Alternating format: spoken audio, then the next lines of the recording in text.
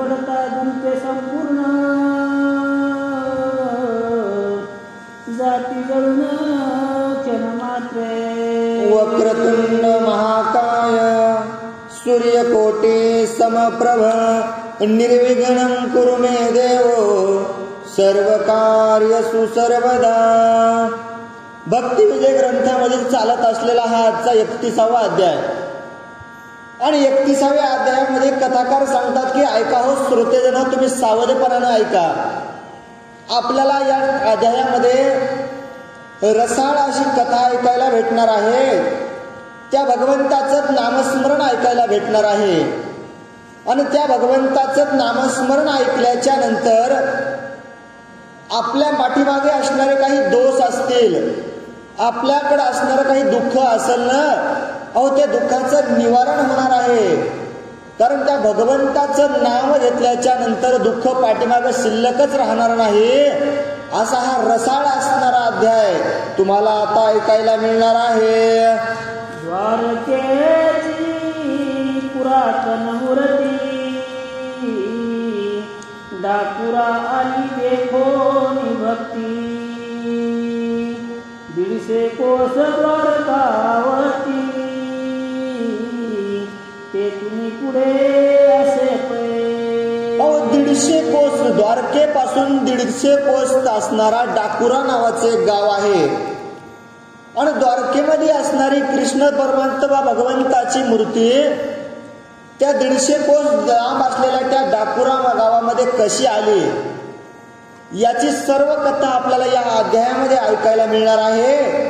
आणि ती तुम्ही सावध चित्ताने ऐकावी की भगवंत भक्तासाठी कुठे येतो, भगवंत भक्तासाठी काय करतो, हे सर्व कथा तुम्हाला ऐकायला मिळणार आहे. रामदास नामे ब्राह्मण होता परम भाविक सज्ञान पुराण मागोनी संरक्षण कुटुंबाचे करीतसे. रामदास नावाचा असणारा ब्राह्मण, भगवंताचा निज भक्त असणारा, सदैव भगवंताची भक्ती करायची, आपल्या घरचं निवारण होण्यासाठी कुठंतरी दारोदार जायचं, भिक्षा मागायची आणि आपला उदरनिर्वाह करणारा तो ब्राह्मण, नित्य भगवंताची सेवा करणारा निष्ठावंत असणारा ब्राह्मण, सारखं त्या भगवंताचं नामस्मरण करायचा आणि भगवंताचं नामस्मरण करीत करीत आपला असलेला संसार चालवणारा ब्राह्मण पुढं काय करतोय का? सर्व काळ राहिली चित्ताची तळमळ नामस्मरण सर्व काळ अहोरात्र करीतसे. अहोरात्र त्या भगवंताचं नामस्मरण करायचं. अहो कधीच असा खचला नाही, म्हणला नाही अरे माझ्याकडे काहीच नाही, मी तर एक दारिद्र्य ब्राह्मण आहे, माझ्याकडे धनसंपत्ता नाहीये, माझं नाव लौकिक नाहीये. कधीच मनामध्ये अशी निराशा आणली नाही की बाबा मी लहान आहे, भगवंताची कशाला भक्ती करू. कधीच मनामध्ये शंका केली नाही आणि नित्यनेमानं भगवंताचं नामस्मरण करीत राहायचा. 15 दिवशी एकादशी जात असे द्वारकेशी नेमे वारी धरली ऐसी रामदासे निज निष्ठे.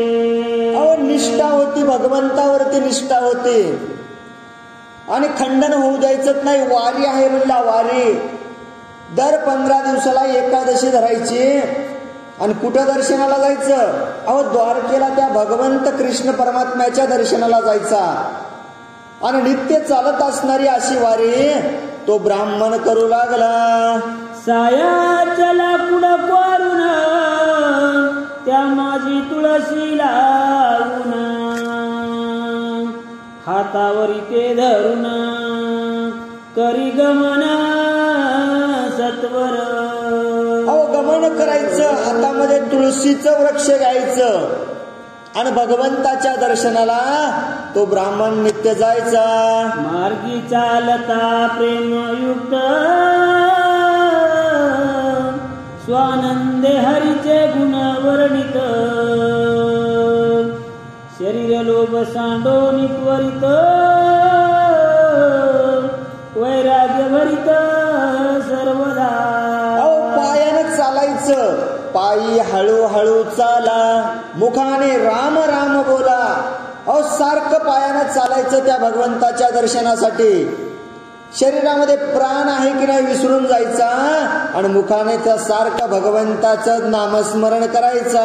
दृष्टी देखता द्वारावते प्रम उल्लास वाटे चिती जेवी कृपणाचे धनवचिती मार्गी चालता सापडे. आनंद वाटायचा, द्वारकेचा कळस लांबूनच बघायचं, द्वारका दिसली ना मनामध्ये आनंद वाटायचा. एखादं चालत चालत त्या कृपणाचं धन एखाद्या माणसाला भेटल्याच्या नंतर किती आनंद होतो ना. पायानं चालत चालत काहीतरी पैसे माणसाला सापडावे ना, किती आनंद होतो ना. त्याच्यापेक्षा जास्त असणारा आनंद कोणाला? त्या रामदासाला त्या द्वारका नगरी दिसल्या दिसल्या व्हायचा. पुढं काय होतो ऐका. की सासुरवासे गांजिली बाळा माहेर देखता उल्हास तिजला की यावर्षणी मेघ जैसा ओढला देखोनी प्रजाशी झाला आनंद. एखाद्या मुलीला म्हणले सासरला सारखा सासरवास होतो हो.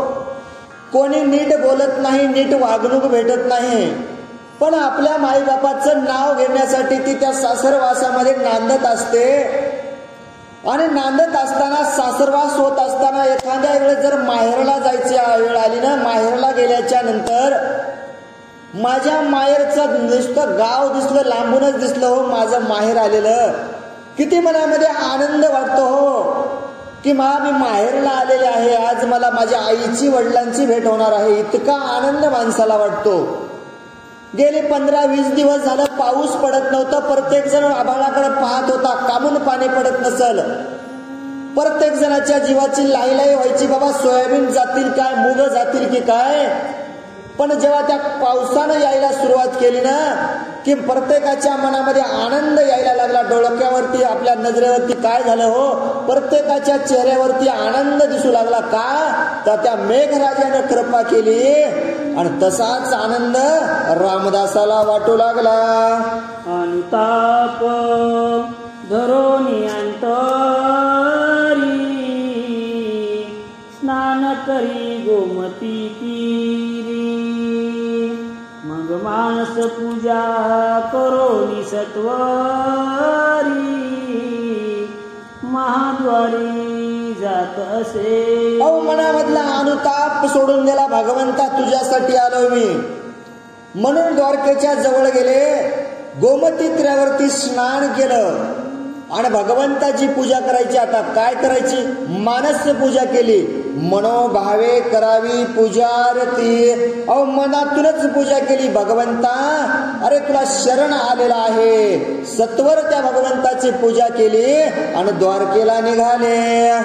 सद्भावे घालोनी लोटांगण सांडोनी सकळ द्याभिमान मने देवा तुझा नन्हे शरण जन्म मरण खंडावे. अरे भगवंता मी तुला अनन्य भावानं शरण आलोय. भगवंता साष्टांग लोंड काय घातलं, लोटांगण घातलं भगवंताच्या पुढं. कसं आला रामकृष्ण हरी पुढं निघाला का? नाही हो. देह भान विसरून गेला. आपलं शरीर भगवंताच्या पुढं झुकवलं. जमिनीवरती झोपून साष्टांग भगवंताला नमस्कार घातला आणि पुढं काय होतो ऐका. तुळशी झाड वागवी सवे त्याची मंजिरी तोडो निभावे पूजनिया वैकुंठराये किंवा निजनिष्ठे. अहो भगवंताला भाव पाहिजे हो, काहीच पाहिजे नाही. का न पूजा केली रामदासानं? का फुलं आणले का म्हणले इकडचे तिकडचे तोडून? नाही आणले ना. आपल्या सोबत असणारे जे तुळशीचं वृंदा घेतलं होतं ना, ती तुळशी सोबतच होती. त्या तुळशीचीच मंजुळा तोडली आणि भगवंताला वाहिली आणि भगवंताला विनवणी करतात की भगवंता आता माझ्यावरती कृपा असू द्यावी. पतित पावना गरुड ध्वजा हीच माझी अनाथाची पूजा. नमस्कारोनी अधोक्षजा मागून पुरा येत असे. अरे भगवंता माझ्याकडे तुला द्यायलाच काही नाही भगवंता. अरे हे मंजुळ वस्त्र त्या ठिकाणी वाहतो ना मी, तुळशीच्या मंजुळा भगवंता तुला. अरे हीच माझी पूजा आहे भगवंता, ही तू काय करावं? स्वीकार करावी असं म्हणायचं रामदासानं आणि आपल्या डाकुरा नगरीला वापस यायचे. एक दिवस घरी राहून मागुती करीतसे प्रयाण. 25 वर्षापर्यंत जाना आई शिवारी करीतसे. अहो घरला आल्याच्या नंतर एकच दिवस घरी राहायचं हो, कारण 15 दिवसाची वारी होती. जायला 6 दिवस, यायला 6-7 दिवस लागायचे ना. जवळ नव्हतं ना, डाकोरी पासून 150 कोस असणार द्वारका नगरी. एक दिवस घरी मुक्काम करायचा आणि पुन्हा निघायचे. 1 नाही 2 नाही, अहो नित्य नेमानं 25 वर्ष झालं रामदासांची वारी चालू होती. शरीर बहुत जर्जर झाले व्रतपान अंगी आले. मग द्वारकेशी येऊन एक वेळे देवासी विनंती करीतसे. अहो 25 वर्ष झालं वारी करत आहे, शरीर गळालेलं आहे, पाय चालत नाहीत भगवंता. अरे काय करावं? पण तुझ्या भेटीची ओढ आहे भगवंता. घरी राहवत नाही आणि तुझ्यापाशी यायला अंगामध्ये बळ राहिलं नाही, शरीर जर्जर झालेलं आहे भगवंता. एक दिवस रामदासजी निघाले, त्या द्वारकेमध्ये आले आणि त्या भगवंताला काय विनवणी करतात ऐका. अशक्त झाली माझी काया आता शक्ती नसे यावया. लोभ असू दे देवराया चरणी मस्तक ठेविला. अरे भगवंता ऐक ना भगवंता. अरे माझी काया अशक्त झाली रे भगवंता, शरीर चालत नाही आता. अरे तुझ्या दर्शनाला यायला मला रोजच वाटतं यावं भगवंता, पण अरे वृद्धपण आलेला आहे मला, माझं शरीर चालत नाही रे भगवंता. मग आता तुला एक मागणं मागायलो भगवंता. अरे तुझी माझ्यावरची जी भक्ती आहे ना भगवंता, अरे ती माझ्यापासून दूर होऊ दे नको भगवंता. अशीच माझ्यावरती तुझी कृपा असावी भगवंता. एवढी विनवणी केली आणि भगवंताला दंडवत घातलं. अश्रू वाहती नेत्रातून पुढे न करवे काही स्तवना. मने हे शेवटीचे दर्शन पुढती येणे न भेटी. पुढती येणे न भेटी. अरे भगवंता ऐक ना भगवंता, काय करावं रे भगवंता. अरे देह थकला याचं दुःख नाही, देह जाणार आहे याचं दुःख नाही भगवंता. अरे मनामध्ये दुःख वाटायले भगवंता, हे तुझं माझं शेवटचं दर्शन आहे भगवंता. अरे याच्यानंतर तुझं दर्शन होईल की नाही माहित नाही रे देवा. असं का बरं माझ्यासोबत होत असल? तू माझ्यासोबत कोपला आहेस म्हणून मी रुसलो नाही रे भगवंता. हे शरीर जरी गेलं तर मला याची काळजी नाही रे भगवंता, पण तुझी न माझी भेट व्हावी, तुझं न माझं दर्शन नाही होणार भगवंता म्हणून दुःख वाटायलंय. आणि भगवंता अरे तुझं न माझं हे शेवटचं दर्शन आहे रे भगवंता. ऐसे बोलता रामदास सद्गद झाला जगनिवास. चहुभुजी निज निज भक्तास आलिंगोनी धरिले. अहो एवढी नवणी करू लागले रामदास. अहो भगवंताला सुद्धा करुणा आली हो. म्हणला माझा एवढा असणारा भक्त जवळचा साष्टांग भगवंताने दर्शन दिलं. 4 भुजा असणारा भगवंताने आपल्या जवळ त्याला आलिंगन दिलं. आणि काय म्हणतात ऐका. रामदासासी देव बोले तू आश्रम बहुत केले. सेवारून हार झाले ते फिटले न जाय.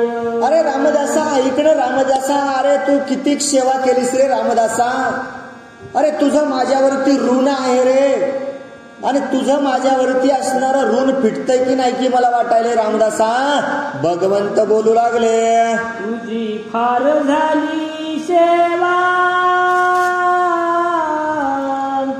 आता मज न्यावे अपुऱ्या गावा. रामदास म्हणे केशवा कैसे न्यावे तुझ लागी. भगवंत सांगू लागले अरे रामदासा अरे बहुत झाली तुझी सेवा. लई झाली रे म्हणले तुझी सेवा. आणि आता तुझं शरीर थकलं आहे. तू या दर्शनाला मला इथं येणार नाहीस ना द्वारकेला. त्यासाठी काय कर रामदासा अरे मलाच घेऊन चल ना तुझ्या गावाला. त्या डाकोरी गावाला तू मला घेऊन चल ना.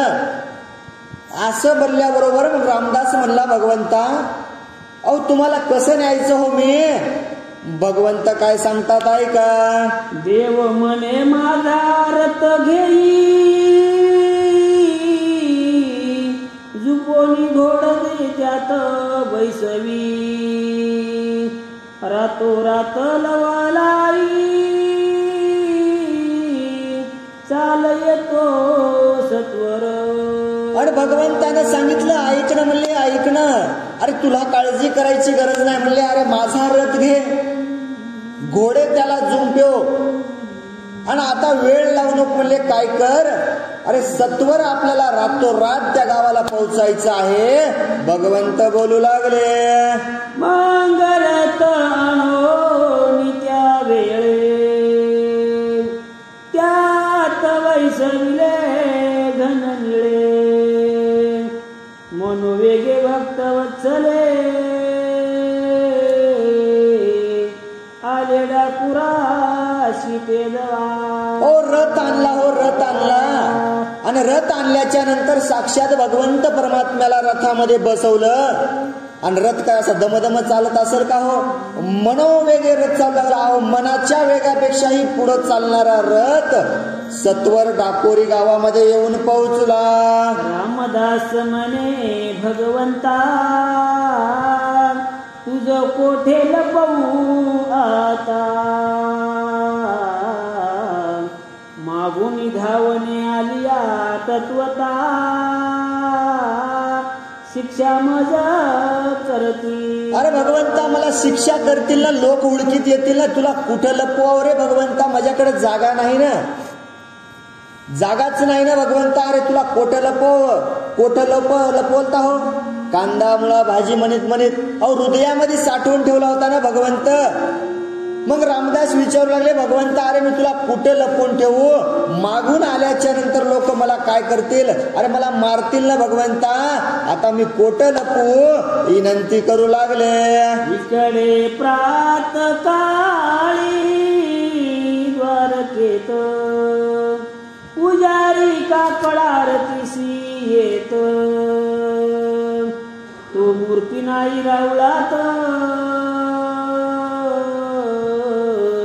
नवल वाटत सकळाशी. अहो इकडं प्राप्त काळ झाली म्हणले. काकड्याची वेळ झाली. उठा साधू संत साधा पोलेहित. अहो काकड्याची वेळ झाली म्हणले. सगळे साधू संत काकडा आरतीसाठी द्वारकेमध्ये आले ना. पाहिलं तर काय अहो गाभाऱ्यामध्ये भगवंताची मूर्तीच नाही ना. सगळेजण चिंता करू लागले. विचार करिता त्या वेळे, 'एक म्हणती रामदास आला, त्याची देवासी घेऊन गेला, मार्ग दिसत तसे रथाचा. आणि मग सगळे जमले होऊन विचार करू लागले, म्हणजे काय झालं असेल, देव कुठं गेला असेल. एका ब्राह्मणानं सांगितलं, म्हणले अरे रात्री रामदास दर्शनाला आलता म्हणले, आणि हे बघा ना म्हणले रथाचा वन दिसायलेत ना, रथाचे चाक गेलेत ना, इकडून आकारी दिसायली ना, निश्चितच मला वाटायला म्हणले रामदासानच भगवंताला नेला असेल. विचार करू लागले. पुजारी माग पाहून डाकुराशी आले सकळ जन, रामदासे मूर्ती उचलो तळ्यामध्ये टाकली. आणि पुजारी म्हणले अरे चला आपल्याला या रथाच्या आकारानं जावावं लागल, या आपल्याला या खुणानं जावावं लागल. इकडे सगळे पुजारी डाकुरेला जाण्यासाठी निघाले. तिकडं काय घडलं हो, रामदास म्हणला भगवंता आता तुला लपवायचं कुठं, जवळच असणारं एक तळ पाहिलं आणि त्या तळ्यामध्ये भगवंताची मूर्ती टाकली. पुजारी म्हणती त्या लागून मूर्ती आणली द्वारकेहून, ते दाखविया महाकार आईचे वचन बोलिले. आणि मग पुजारी आले आणि पुजाऱ्यांनी रामदासाला विचारायला सुरुवात केलं, अरे रामदासा, अरे जी द्वारकेमधून जी मूर्ती आणलीस ना तू, अरे ती आमची आम्हाला देऊन टाक, ती कुठं ठेवलीस आम्हाला दाखव. पुजारी विचारू लागले.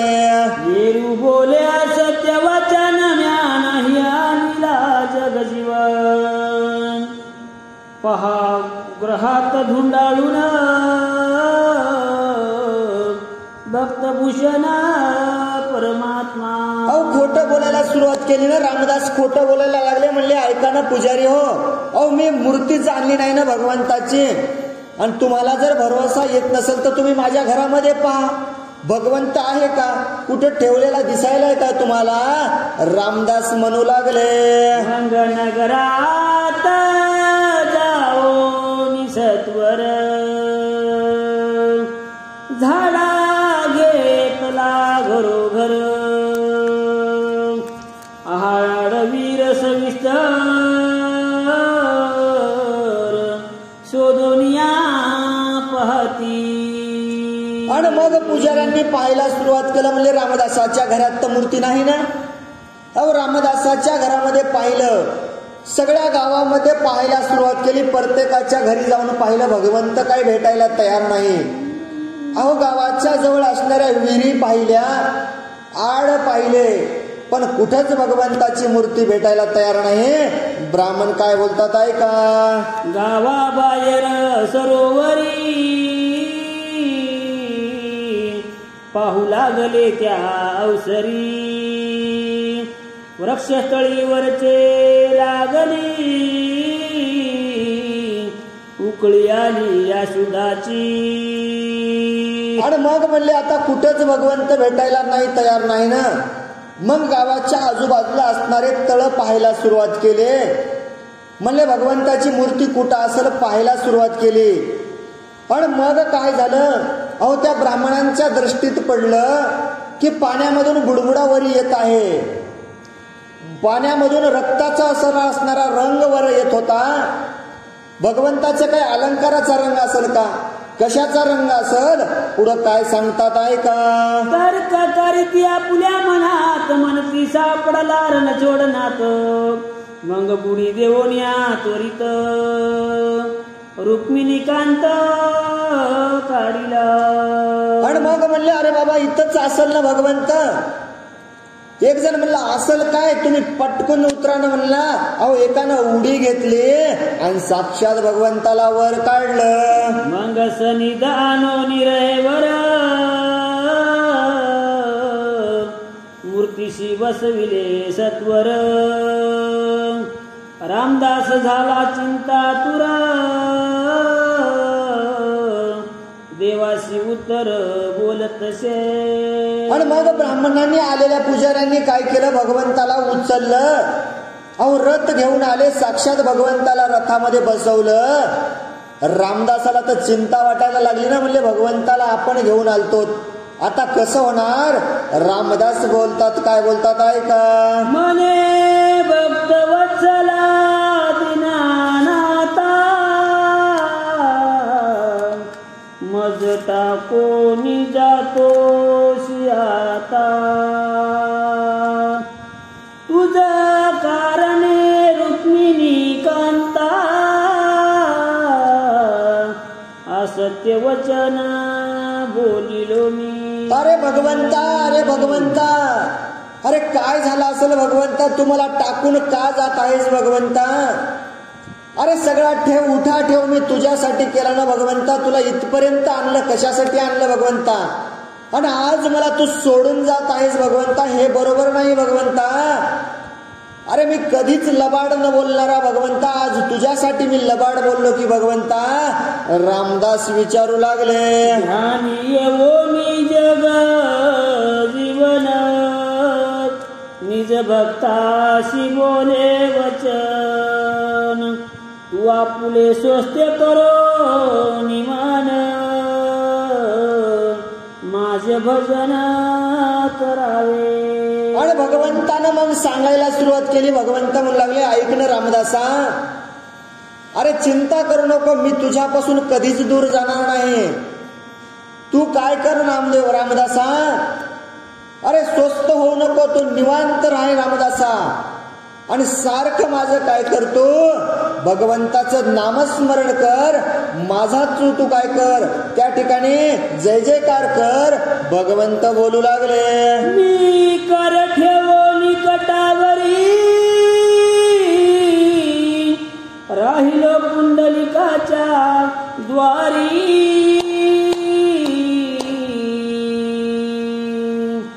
तैसाच तुझ्या पाशी डापुरी, निरंतर राहील, निरंतर राहील. भगवंत म्हणले, अरे भगवंत म्हणले, अरे रामदासा, अरे चिंता करू नको. युगे 28 झालं मी जिथं उभा आहे ना त्या पुंडलिकासाठी, अरे कटेवरती हात ठेवून मी उभा आहे. अरे तसाच मी तुला काय करेल, अरे या डाकुरी गावामध्ये मी तुझ्यासाठी येऊन उभा टाकेल.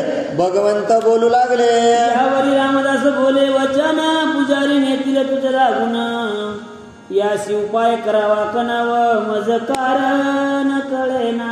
आणि मग म्हणू लागला रामदास म्हणला, भगवंता तू तर सांगायलास तुझ्यासाठी मी कटेवरती हात देऊन या ठिकाणी उभा राहणार आहे, पण पुजारी तर तुला घेऊन चाललेत ना, मग मी तुला इथं कसा ठेवून घेऊ, याच्यासाठी मला उपाय सांगावा. मग कृपावंत मने त्याशी, तू जाई पुजाऱ्या पाशी. माझ्या भार सुवर्ण त्याशी, द्यावया करी सत्वर. द्यावया. आता मग देवानं सांगितलं, ऐक ना रामदासा, तू काय कर, अरे त्या पुजाऱ्यापाशी जाय आणि त्यांना सांग ही मूर्ती मला द्या, आणि मूर्तीच्या बदल्यात मी काय देईल, तर या मूर्तीच्या भारोभार मी तुम्हाला सोनं देईल, असं जाऊन तू म्हणावं. भगवंत बोलू लागले. तुझ्या स्त्रियेच्या नाकीची नत,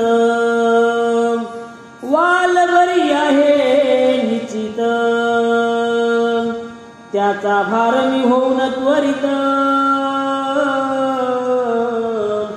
येथे राहतो तुझ पाशी. भगवंत सांगू लागले, अरे रामदासा, त्यांना म्हणावं की मी तुला मूर्तीच्या भारोभार सोनं देतो, ही मूर्ती मला द्या. आणि मी केवढा होईल म्हणले, अनु इतका लहान, किती लहान होईल म्हणले, मी किती हलका होईल. अरे तुझ्या बायकोच्या नाकामध्ये जी नथ आहे ना, नथ, अरे त्या नथीच्या भारोभार मी हलका होईल. असं कोण? भगवंत बोलू लागले. रामदास हर्षला म्हणे, पुजाऱ्याशी सांगे जाऊनी. मूर्ती आणली द्वारकेहुनी, तैशीच येथे असू द्यावी. आणि मग रामदासांनी सांगायला सुरुवात केलं पुजाऱ्यांना, अरे बाबा, मी द्वारकेहून जी मूर्ती घेऊन आलो ना, अरे तुम्ही ती घेऊन जाऊ नका, या ठिकाणी आणली ना, आता याच ठिकाणी ही मूर्ती राहू द्या. रामदास बोलू लागले, मूर्ती भार देतो स्वर्णाचे समजतासी मानवले वचन बुद्धिदाता नारायण अवश्य आणा म्हणती ते. आणि मग सांगितलं ही मूर्ती तुम्ही याच ठिकाणी ठेवा, या मूर्तीच्या भारोभार मी तुम्हाला सोनं देतो म्हणल्याबरोबर पुजारी म्हणले, अरे आपण दुसरी बनवत ना, एवढं सोनं यायलंय ना, काही हरकत नाही म्हणले, आम्ही मूर्ती द्यायला तयार आहोत. ग्रामवासी बैसले लोक तेथे जाऊन तात्कालिक म्हणे मूर्ती भार स्वर्ण देख पुजाऱ्याशी मी देता. आणि मग सांगितलं सगळ्या गावाल्यांना बोलिला, ऐका ना म्हणले, मी मूर्तीच्या भारोभार सोनं देणार आहे आणि मूर्ती मी ठेवून घेणार आहे, ही सुवर्ण तुला पाण्यासाठी. सगळे गावकरी जमले होते. म्हणजे माझी ही मूर्ती झाली तुम्ही साक्षा सावे सकळे. कुटील हसती त्या वेळे वचन ऐकोनी तयाचे. आणि म्हणलं गावाले हो, तुम्हाला एक साक्ष ठेवण्यासाठी मी बोलवलं आहे, कारण या मूर्तीच्या भारोभार मी या पुजाऱ्यांना सोनं देईल आणि ही मूर्ती माझी झाली याच्यासाठी साक्षीदार तर लागतील ना, म्हणून मी तुम्हाला बोलवलं आहे. आणि तुम्ही साक्षीदार राहण्यासाठी इथं यावं. तुम्ही आलाला आहात ना, मग मी याला काय करणार आहे, मूर्तीच्या भारोभार सोनं देणार आहे. गावातले लोक म्हणायला लागले, याच्यापाशी तर काही सोनंच नाही. मनती तू दुर्बळ दिनहीन बक्षावया नाही आना कोठून देशील सुवर्ण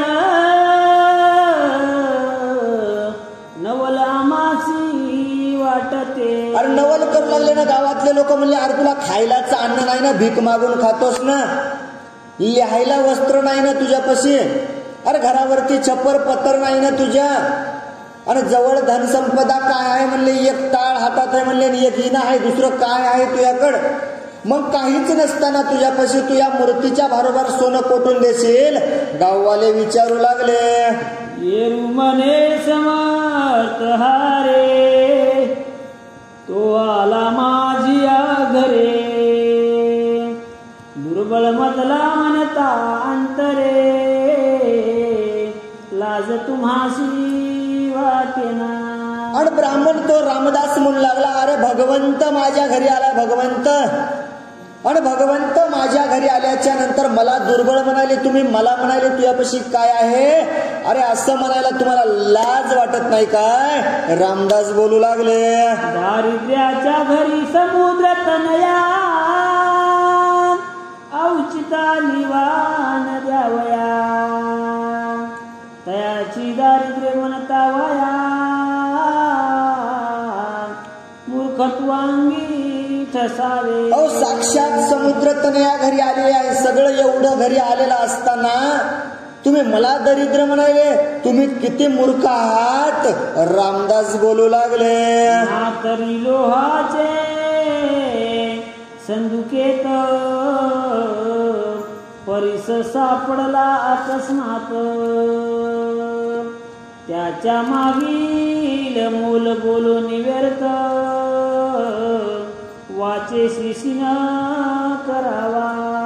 अहो काय तुम्हाला म्हणले, वाच्याला कशाला व्यर्थ बोलायले हो म्हणले. एखाद्या लोखंडाच्या संदकामध्ये परीस सापडावा ना, असा भगवंत माझ्या घरी आलेला आहे आणि तुम्ही व्यर्थ का बोलत आहात. रामदास बोलू लागले, गावातिला मंगळ ओळ त्यावरी लोटले गंगा जळ मंग पवित्र म्हणती तत्काळ दोष लागती आपणाशी. अहो एखाद्या गावामध्ये मंगळ जळ यायले पवित्र, त्या पवित्र असणारा गंगेचं जल आपण भगवंताच्या डोक्यावरती रोज अर्पण करतो. भगवंताला गंगेचं पाणी रोज श्रावण महिन्यात घालतो ना, मग पवित्र असणारं जल आपल्या गावामध्ये येत आहे आणि त्याला जर आपण अमंगळ म्हणलं ना, तर मग आपण किती मूर्ख आहोत. रामदास बोलू लागले, मुख्याशी सरस्वती प्रसन्न हो निशिकवी अध्ययन तयासी मूर्ख म्हणता उपोषण आपण कारण येतसे. अहो दुसऱ्याला मूर्ख म्हणण्यापेक्षा आपल्यालाच मूर्ख पण येईल ना ते. एखाद्या मुख्याला जर ती सरस्वती साक्षात शिकवत असते ना अध्ययन कसं करायचं, तो मुका जरी असला तर त्याला सगळं कळतं ना. मग त्याला दोष आपण का देतो? त्याला मूर्ख पेणण्यापेक्षा आपण किती मूर्ख आहोत हे तुम्ही पाहावं. रामदास बोलू लागले, देवी लक्ष्मीपती वैकुंठनाथ तो संतुष्ट झाला मज प्रत. दुर्बळ म्हणता मनात शंका काही न वाटे. अहो साक्षात भगवंत परमात्मा मला प्रसन्न झालेला आहे. तो रुक्मिणी कांत माझ्या घरी येणार आहे, देव माझ्या घरी येणार आहे, आणि तुम्ही मला दुर्बळ म्हणायले. तुमच्या मनात शंका वाट नाही काय? रामदास बोलू लागले, लोक म्हणती पाहू कवतुक साक्ष आहो आम्ही सकळीक. धनरवाणी रमानायक पारड्यामध्ये घातला. आणि मग गावातील लोक जमलेले म्हणले, बाबा जाऊ द्या, याच्या अर्थ नाही, कामाचं नाही म्हणले, याच्या तोंडाला किती वेळ तोंड द्यायचं म्हणले, हे कितीतरी उदाहरणं देईल आपल्याला, काही हरकत नाही म्हणले. सुवर्ण तुला करायची ना तुला मूर्तीची, अरे आम्ही साक्षी द्यायला तयार आहेत, तुम्ही सुवर्ण तुला करावी. मग काय केलं? अहो एक मोठं पारडं आणलं आणि भगवंताला त्या सुवर्ण तुलेसाठी त्या पारड्यामध्ये ठेवलं. पुजारी म्हणती सुवर्ण आणि मग घराशी गेला त्या क्षणी. नत मुष्टीत धरोनी आला घेऊनी सत्वर. अहो सगळ्यांनी भगवंताला तर पारड्यामध्ये ठेवलं होतं ना. आणि मग पुजाऱ्यांनी सांगितलं ठीक आहे म्हणले, आम्ही भगवंत पारड्यात ठेवलं, आता तुम्ही काय करा? अहो तुम्ही सोनं घेऊन या ना, सोनं. अहो धावत धावत धावत आपल्या घरला गेला आणि बायकोला सांगितलं, अगं तुझी नथ पाहिजे का म्हणला, त्या भगवंत आपल्या घरला आणायचा. एवढं सांगितल्याबरोबर बायकोनं आपली नथ काढून दिली, नथ आपल्या मुठीमध्ये धरली, आणि कोण? रामदास घेऊन आले. लोक म्हणती त्या क्षणी कोठे सोने दाखवी नयनी. लवलाही घराशी जावनी रिक्तपणी आलासी. अरे लोक म्हणले, काय तू गेलतास ना सोनं आणायला आणि घरला गेलास आणि वापस आलास ना? सगळ्याला माहित होतं घरी काहीच नाही, काय आणील हे काहीच आणणार नाही ना म्हणले. घरला गेलास आणि तसाच वापस आलास की काय? सगळेजण बोलू लागले, दाखवी मुष्टी उपलोन देखो हसती सकळ जन. म्हणती फार होईल सुवर्ण ऐसे आमासी वाटते. पण मग मुठीतली काय केली? हो नथ दाखवली. नथ दाखवल्याबरोबर लोकांना म्हणावं, अरे हे काय देवाच्या बरोबर आहे, काय कमी आहे ना? अहो लोक चेष्टा करायला लागले. हो म्हणले, अरे रे रे रामदासा एवढं सोनं आणलंस, अरे हे देवापेक्षाही जास्त होईल ना. सगळेजण चेष्टा करू लागले. मग हात जोडून त्या वसरा प्रार्थिता झाला रुक्मिणीवरा. मने अनाथ नाताशा रंगधरा दिन उदारा श्रीकृष्णा. अहो लोक चेष्टा करू लागले, पण रामदासाने भगवंताचा दावा केला आणि म्हणला, अनाथ नाथा भगवंता आता तूच माझं रक्षण करावं. सत्यभामेने नारदाशी दान दिदला ऋषिकेशी. ऋषी पत्र रुक्मिणीशी घेऊन यश दिदले. अहो ऐका ना म्हणले, ऐका ना, तुम्हाला काय दृष्टांत सांगावा म्हणले. अहो त्या द्वापारी युगामध्ये सत्यभामेनं काय केलं म्हणले, भगवंतच नारदाला ऐकला ना. आपला स्वतःचा मालक असणारा नारद मुनीला ऐकला आणि मग नारद मुनीनं सांगितलं, बाबा मी तुला नवरा पाहिजे ना, तुझा मी वापस देतो, पण मला काय दे म्हणले. अरे याच्या भारोभार मला तू सोनं दे ना. कारण सत्यभामेकडे श्रीमंतक नावाचा मणी होता आणि तिला गर्व होता. पारिजातक सोनं पडत पारिजातक, हो त्यात सोन्यात ते होते. तर मग मागितलं, बाबा काय कर, मला तू या भगवंताच्या भारोभार जर सोनं दिलं तर. नारद मुनीनं सांगितलं, मी तुझा नवरा वापस द्यायला तयार आहे. आणि जेव्हा त्याची सुवर्ण तुला भगवंताची होऊ लागली, प्रत्येकीनं आपल्यापाशी जेवढं जेवढं सोनं आहे ना, सगळं सोनं आणून त्या पारड्यामध्ये ठेवलं. हो, भगवंताची तुला झाली का? अहो झालीच नाही ना. आणि तिकडे भगवंताची पूजा करीत बसणारी रुक्मिणीला शेवटी त्या ठिकाणी बोलावणं आलं की माता तुम्हाला यावं लागल, भगवंताची सुवर्ण तुला आहे. नक्षीदार असणारं पात्र घेतलं रुक्मिणी मातेनं, त्याच्यामध्ये एक तुळशीचं पान घेतलं, वरी वस्त्र झाकली आणि घेऊन आली. सगळेजण चेष्टाच करू लागले ना, रुक्मिणीनं काय आणलंय म्हणजे, सगळ्यांनी सोनं आणून टाकलं. सुवर्ण तुला भगवंताची झालीच नाही, रुक्मिणी माता काय घेऊन आली असेल ताटात. जेव्हा पाहिलं उघडून तर काय दिसलं, अहो एकच पान होतं ना तुळशीचं. रुक्मिणी मातेनं सांगितलं, सगळं सोनं काढून टाका, मी भगवंताची सुवर्ण तुला करते.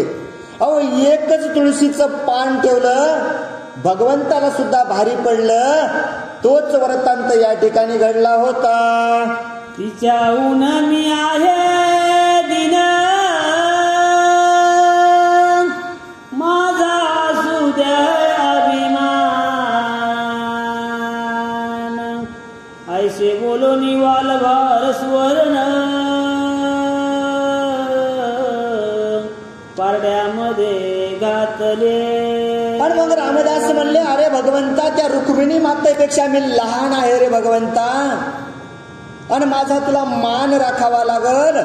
एवढी इनवणी भगवंताची केली आणि ती नथनी पारड्यामध्ये ठेवली. अनंत ब्रह्मांड ज्याच्या उदरी, तो बाल घालताची गेलावरी. भक्त गर्जती जय जयकारी, सुस्वर पुष्पे टाकीती. अहो सगळेजण पुष्प टाकायला लागले ना. त्या भगवंताचं काय वर्णन सांगावं म्हणले. अनंत ब्रह्मांडे ज्याच्या उदरी, तो कुठं, अहो त्या गवळणीच्या घरी नाचायलात ना. त्या कुठं राहायचा, गोकुळामध्ये राहायचा ना. नवल केवडे केवडे नकळे कानोबाचे कोडे, ईश्व याकपक कमळापतीन त्याशी गवळणी कडवे घेते. अहो तो ब्रह्मांडाचा मालक असणारा, एवढा मोठा असणारा भगवंत, अहो तो एक नतनी ठेवली आणि ठेवल्याबरोबर काय झालं बघा ना, नतनीचं पारडं खाली आलं, जड भरलं आणि भगवंताचं पारडं वर गेलं. मनती धन्य रामदासा, देव विकत घेतला कसा. वाल देऊनी द्वारकाधीशा, आपुल्या दिन त्वा केले. अरे सगळेजण आश्चर्य करायला लागले. म्हणले, रामदासा खरंच तू किती धन्य आहेस रे रामदासा. साक्षात भगवंताला विकत घेतलंस तू रामदासा. अरे भाव दिलास ना आपला, आणि भाव देऊन तू भगवंत घेतलास. सगळे पुजारी वर्णन करू लागले. धन्य धन्य तुझी भक्ती, धन्य धन्य तुझी कीर्ती. ऐशी म्हणून द्वारकावती, पुजारी गेले परतोनी. अरे रामदासा खरंच म्हणले किती धन्य आहेस रे रामदासा. तू धन्य तू आहेस आणि धन्य तुझी भक्ती आहे रे रामदासा. किती धन्यता द्यावी म्हणले तुला. अरे किती मोठा तू रामदास आहेस. एवढं पुजाऱ्यांनी वर्णन केलं. ती मूर्ती रामदासाला दिली आणि पुजारी द्वारकेला निघून गेले. नूतन मूर्ती करोने, स्थापिली द्वारका पटणी डाकुरी राहिले चक्रपाणी रामदासा करणे. अहो मग गेल्याच्या नंतर पुजाऱ्यांनी काय केलं? अहो नवीन मूर्ती तयार केली हो द्वारकेमध्ये ठेवण्यासाठी. पण साक्षात भगवंताची मूर्ती कोणासाठी? अहो त्या रामदासासाठी त्या डाकोरी गावामध्ये येऊन उभी राहिली. आद्यापी द्वारकेशी जाती जे जे जन ते आधी डाकुराशी येऊन श्रीकृष्णाचे दर्शन मग पुढे गमन करतात. अहो कथाकार सांगायला लागले, अहो तुम्ही द्वारकेला जात असताना पण द्वारकेला जाण्याच्या अगोदर ज्या ठिकाणी भगवंताची स्वयंभू असणारी मूर्ती आहे ना, तर त्या डाकोरी गावाला जाऊन अगोदर भाईक भक्त म्हणले त्या मूर्तीचं दर्शन घेतात आणि मग तिथून पुढच्या तीर्थक्षेत्रासाठी जातात. नंतर द्वारकेला जातात. कारण मेन मूर्तीच कोटा असेल त्या भगवंताची तर त्या डाकुरा गावामध्ये आहे आणि द्वारकेमध्ये बसवलेली मूर्ती तर ब्राह्मणाने तयार केली ना. म्हणून तुम्ही जर कधी गेला असता, कधी जाण्याचा योग आला ना, तर अगोदर काय करा, त्या डाकुरा गावामध्ये जाऊन त्या भगवंताचं दर्शन घ्या आणि मगच द्वारकेला जावावं. उडीला जाई रसोत्पत्ती मथुरेची पुरातन मूर्ती ब्रह्मचार्याची देखोनी भक्ती हरिद्वाराशी येईल. आणि पुढच्या अध्यायामध्ये म्हणजे तुम्हाला याच्यापेक्षा रसाळ अशी कथा ऐकायला मिळणार आहे. का तर त्या मथुरेमध्ये असणारी भगवंताची पुरातन असणारी जुनी मूर्ती अव ती हरिद्वासाला कशी आलेली आहे, हिचा सगळी कथा तुम्हाला पुढील अध्यायामध्ये ऐकायला मिळणार आहे. नाना चरित्रे करून वाढवितो भक्त महिमान मैपती तयाचे गुण प्रेम भावे वर्णितसे. अहो नाना प्रकारचे त्यानं चरित्र रचले हो. कोणासाठी? अहो या भक्ताचा महिमा वाढण्यासाठी, या भक्तांची कीर्ती वाढण्यासाठी आणि आडमार्गाने चालत असलेलं जग हे सन्मार्गाला येण्यासाठी भगवंताने नाना प्रकारचे त्या ठिकाणी कार्य केले. आणि त्या भगवंताच्या कार्याची काय काय वर्णन करावं, ग्रंथकार त्या ठिकाणी लिहित असतात की बाबा तुम्हाला त्या भगवंताचे एकाहून एक असणाऱ्या अशा कथा पुढील अध्यायामध्ये ऐकायला मिळणार आहेत. भक्तीचे ग्रंथ आहे.